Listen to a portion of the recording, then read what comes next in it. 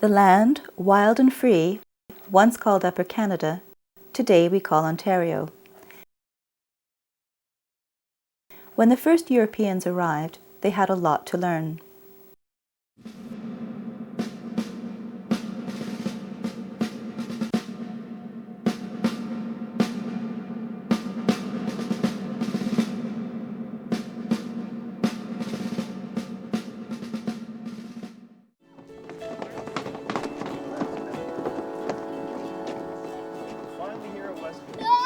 Hold on, guys. Let's see. Who can tell us where we are right now? Okay, well, we can say.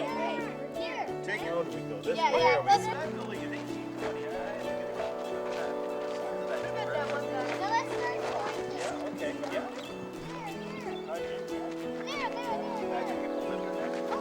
I like the end. I bet you got it. I don't know. It's not on the map. What do you think? Maybe we should go over and check it out. Let's go. Come on, guys. Okay, come on. Let's take a closer look.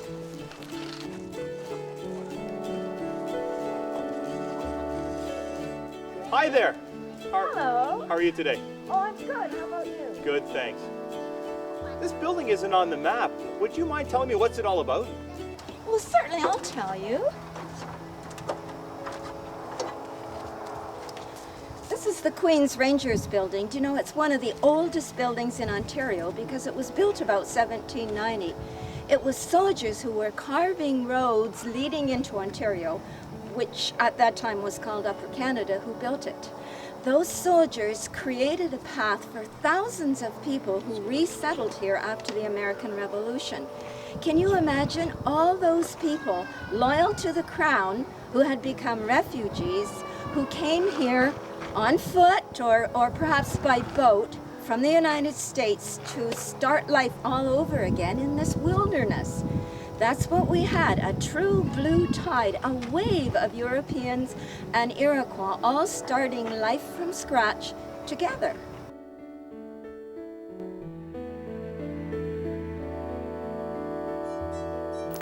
Starting life all over again can surely be an education, especially for children. But life's lessons wouldn't be found in a schoolhouse, at least not at first. A pioneer's education started in the family home or in the home of neighbors. Where else could you get a formal education in the wilderness? By the end of the 18th century, there were only a couple of simple lending libraries in the new towns beginning to grow around pioneer farms. The library in Niagara had only 1,000 books, and they were about religion, philosophy, and history. There were only a few novels and travel books, and hardly anything for children. Pioneer parents had to work hard to ensure their children could get a good education. Recognizing the tireless work of my dearest wife and daughter, the minister, and all the parents and grandparents who have taken the children in hand, we have made do, but times are changing, and it's time to put something more permanent in place. The efforts of parents and teachers, as well as the church and state, did not go unrewarded. Sometimes a group of parents took the initiative and created their own school, a common school, just like a group from Norfolk did in 1797. Common schools were open to everyone in the community. While looking for a man or woman with a classical education or a university degree, these parents found William Fitzgilbert and convinced him to become their community school teacher. 30 students were signed up, a fee schedule was prepared, and the school was opened. The schoolhouse itself was usually located on poor land, not suitable for farming. Most schoolhouses were made from logs filled in with moss or mud and had a roof made from oak clapboard, usually held down with bolts rather than nails. All that stood in the way of rain, wind, or snow was the log construction of the building and a wood-burning box stove. Mr. William Fitzgilbert gave his students something that was called an English education, which focused on learning the 3 R's: reading, writing, and arithmetic. Loyalist is thus given by the American writer Sabine. James Moody. After the year 1816, and the passing of the Common School Act, schools like these and their teachers received some additional financial assistance. By 1826, there were over 350 common schools in Ontario. However, wealthy families could send their children to grammar schools instead. In 1807, the District Schools Act, or Grammar Schools Act, provided financial help. At grammar schools, teachers were mostly men and students were mostly boys. Students received a classical education that included the learning of Latin, Greek, surveying and weather, as well as the 3 R's. Wealthy girls could attend private girls' schools and receive social and academic training. There were a variety of private schools present by 1800, run by individuals and churches. Sunday schools were available for the poor and were scheduled recognizing that some children had to work during the week. These schools taught reading, writing, and proper moral behavior, and classes were anywhere from 3 hours to a full day in length.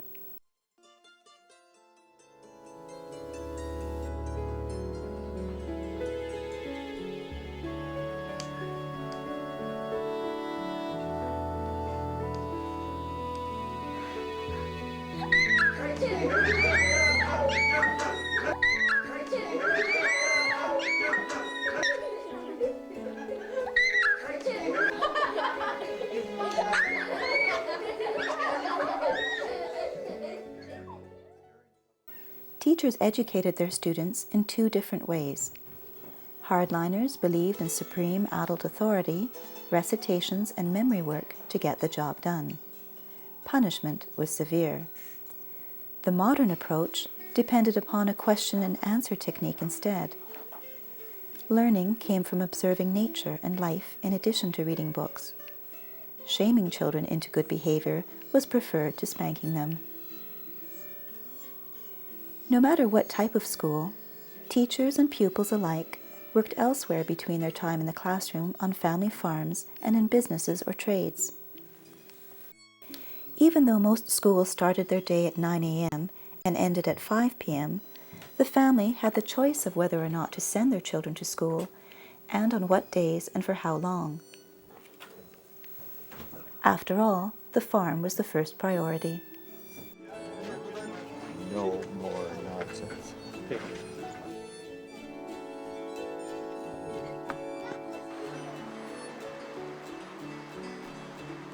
By the end of the 18th century, over 5,000 people settled in the wilderness of Upper Canada. These settlers were called United Empire Loyalists, and most of them became farmers. For their loyalty to king and country during the American Revolution, they were given a free land grant, often 20 to 80 hectares. Most of the Loyalists came with only what bare essentials they could carry. Once they reached government depots, such as Niagara Station, they received their location tickets for their farms. Within 1 year of the grant, the pioneers had to clear the land of trees based on a quota, build a home, and begin growing wheat for export in order to stay. Their one-room log cabins varied in size. They were approximately 20 by 15 feet, but no matter how large, the home was empty of all the modern conveniences of today. Water had to be hauled from a nearby stream until a well could be dug. Indoor plumbing was unknown.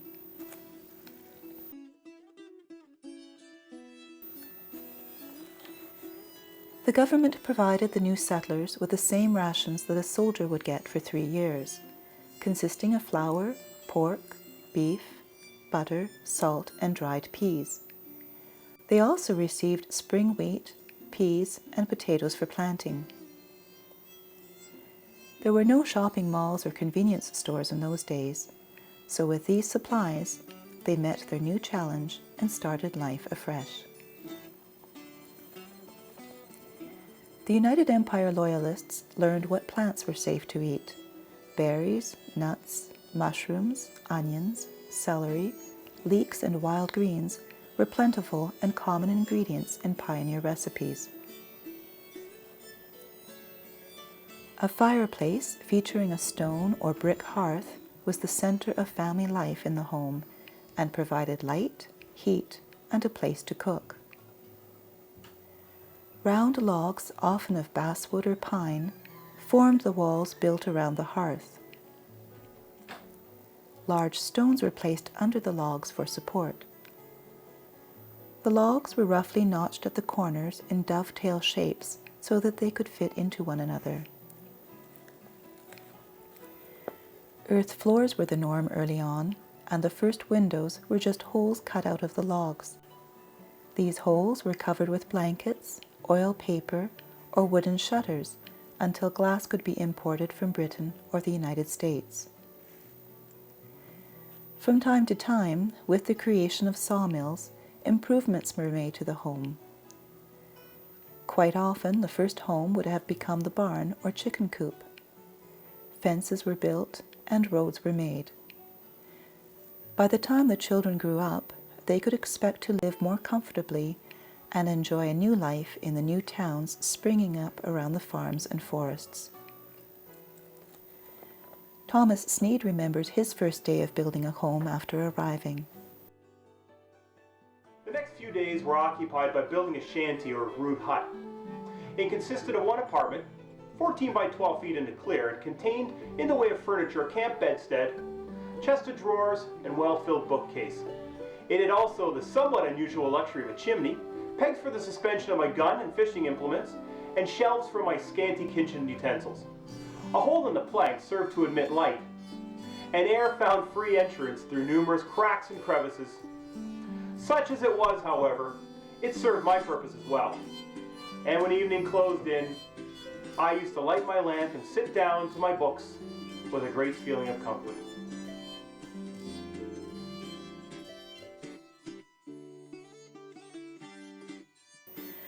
Early to bed and early to rise makes a man healthy, wealthy, and wise.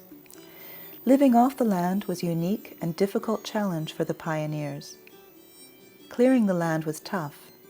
Trees had to be cut down, stumps burned and pulled out, scrub brush removed, and soil harrowed or plowed, and seeds planted. There was also the weather to contend with.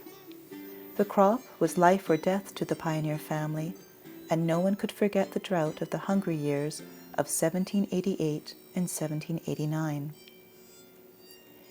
William Kirby was there and wrote about it. The century's last decade came with signs foreboding evil to the forest land. The sun and moon, alternate rose and set, red, dry, fiery in the rainless sky. And month succeeded month of parching drought that ushered in the gaunt and hungry years. The hungry years, whose name still haunts the land with memories of famine and death. The Iroquois were United Empire loyalists as well and had to resettle from the United States to the banks of the Grand River, to Brant's Ford, or Brantford as we know it today. These first peoples taught the Europeans how to hunt and trap. The Iroquois were accomplished farmers and knew the lay of the land. One of the most important lessons the first settlers learned was how to grow the three sisters: corn, beans, and squash. These plants had all the nutrients needed to maintain good health. They could be dried and would provide food over the winter. Their seeds could be saved and used in the spring for planting.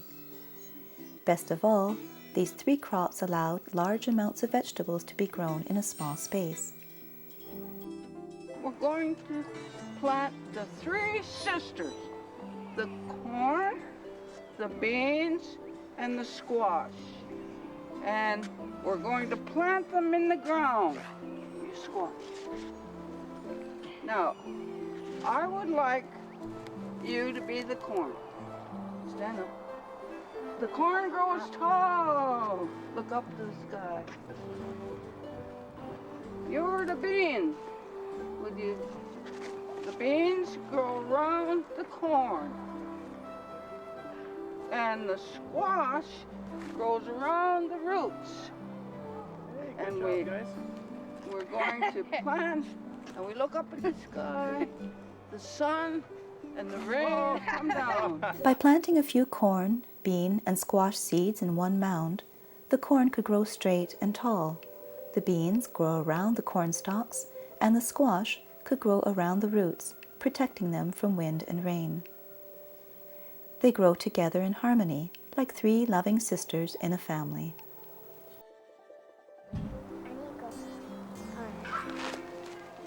Village life improved with more services, shops, offices, entertainment, and a better standard of living. Hard work, though, never stopped. If you didn't work on the farm, you might work in a trade or business. For children, that meant working as a young apprentice. The print shop and bookbinder might be one place a boy could find a job. The printer's most important tools included a flatbed printing press and his collection of wooden and metal type. Apprentices would be contracted to the master printer for several years. In return, the master printer would provide food, clothing, shelter, and possibly a wage. For the apprentice, the big benefit was learning the tricks of the trade. Ideas and images were created by applying the ink to the type. The first job the apprentice had was to select the letter size and font and to arrange them into words and sentences on a composition plate. To do this job, you had to read upside down and backwards. Once the type was set and fixed to the plate, inked and then covered with paper, the plate was complete. The plate was then sealed and rolled under the press. Once pressed, the plate was then rolled back, opened, and the paper was carefully peeled off. Now the paper could be hung for the ink to dry. The printer played an important role in the development of the Loyalist settlement. He created the flyers, newspapers, and books that spread the news of the day and taught the knowledge of the ages. Many pioneers could read and write, and the printer's efforts were highly appreciated.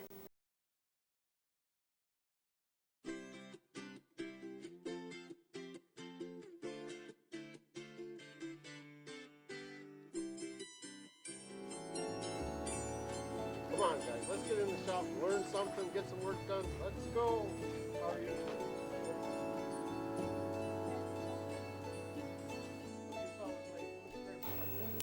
Apprenticeships worked much in the same way at the blacksmith shop, except here the boy's skills rested in the muscles of his arms. To be a blacksmith, you had to be an inventor and an artist. Combining brain and brawn, the blacksmith transformed raw iron stock into items of beauty and use. He made the tools and weapons of society. He made, by his own design, the axes, hammers, adzes, plane bits, sickles, carving tools, and everything else the pioneer farmer and craftsman needed in the Loyalist settlement. He welded and fixed wagon wheels and hub rings. He shoed horses and oxen. He even made toys for children. Who do you think made the first ice skates? The fundamentals of the home found in forks, knives, pokers, and tongs were all made in his shop. In a lifetime, a blacksmith might have produced 10,000 items. Without the blacksmith, craftsmen couldn't build, transportation would come to a halt, and people would have lived in the Stone Age. Generally, the blacksmiths of Europe followed long-standing medieval traditions of exquisite craftsmanship and design. In the backwoods of the Loyalist settlement, the blacksmith had to be versatile. He was second to none in designing and fabricating long-lasting, functional tools and implements. The teaching of an apprentice depended mostly upon demonstration. Learning depended upon doing, so an apprentice could expect to work long and hard. The first items he produced were square nails for construction and S-hooks for cooking.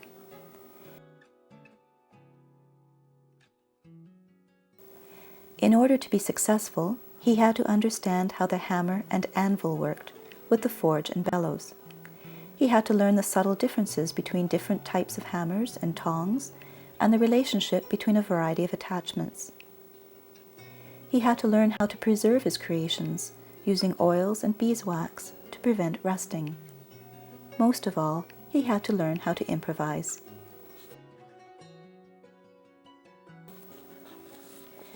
When the apprentice reached an adequate level of competency, and he had saved enough money to buy the equipment he needed to start a shop of his own, he would usually locate outside the area serviced by his master out of courtesy. Until the advent of steam power, railroads, canals, and mass production factories in the late 1840s, the sounds of the apprentice pumping the bellows and the blacksmith hammering rods on the anvil were as constant as birds chirping in the springtime.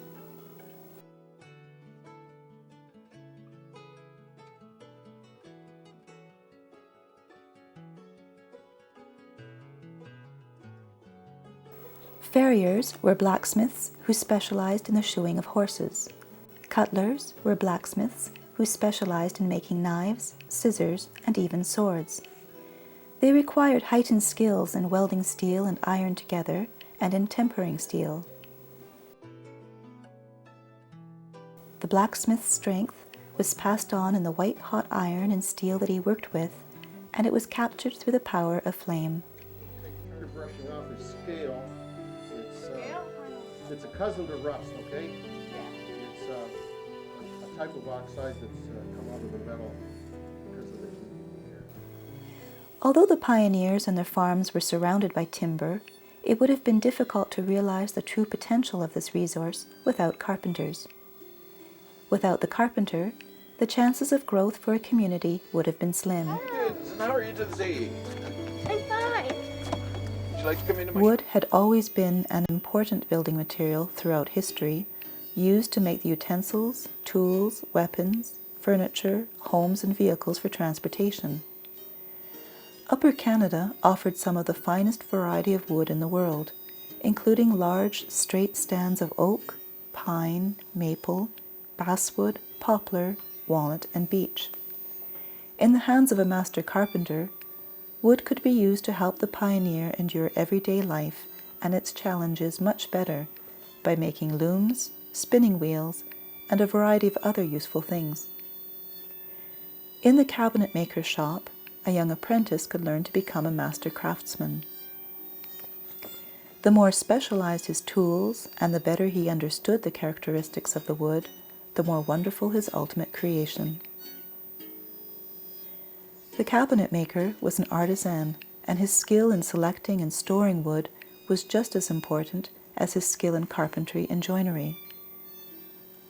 One of the most important utensils he had was his tool chest and workbench that he made himself. Everything he made was by hand, and it would take many years until the industrial mill or factory would replace the true craftsman. His name would live on as would his tools, furniture, and homes.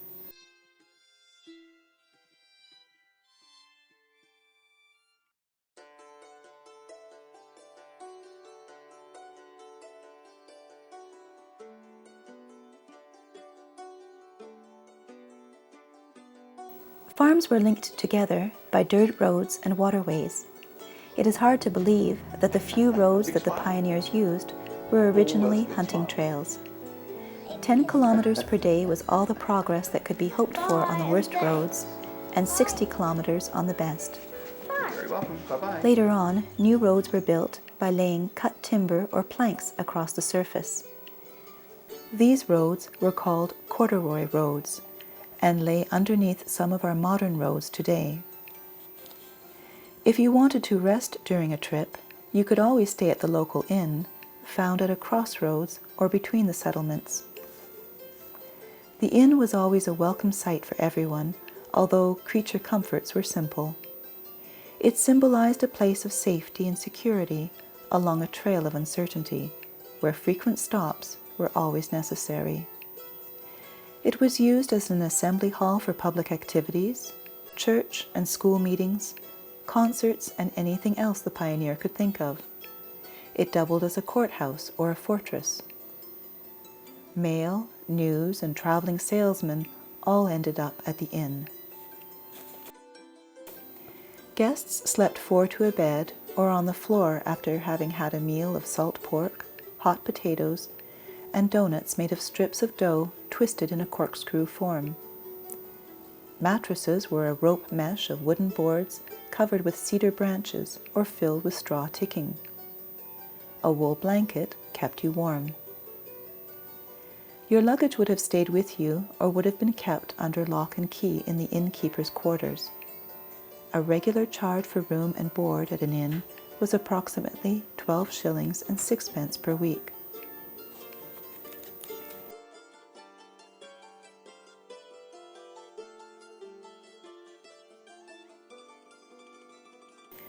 The Loyalists brought their own entertainment traditions from Britain and Germany. It included parties and dances. Weddings were the most popular occasions and included a very Canadian rite of passage called a chivaree. Folk singing, accompanied by a fiddle player or flutist, was a popular pastime and always led to a dance. A dance step similar to the Virginia reel, called the Sir Roger D. Coverley, was a favorite. Whist was the most fashionable card game of the time, and no one grew tired of checkers or chess. The Loyalists also brought games such as cricket and football to Upper Canada. Baseball today was derived from the English game rounders, and the Iroquois game called lacrosse remains Canada's national sport. Whatever the occasion, dance, game, or sport, the event drew visitors and locals together in several circles as often as possible.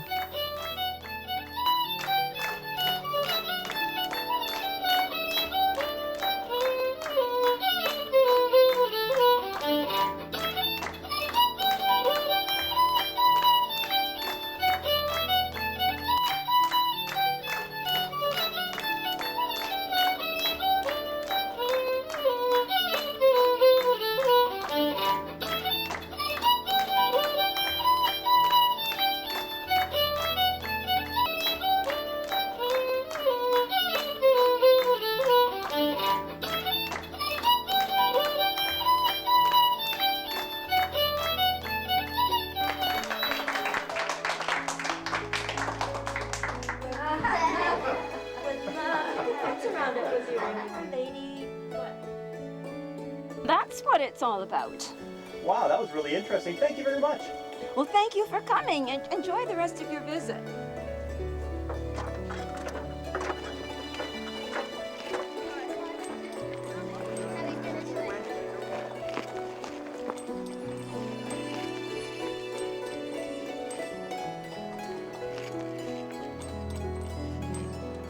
The legacy of all the United Empire Loyalists helped shape a nation.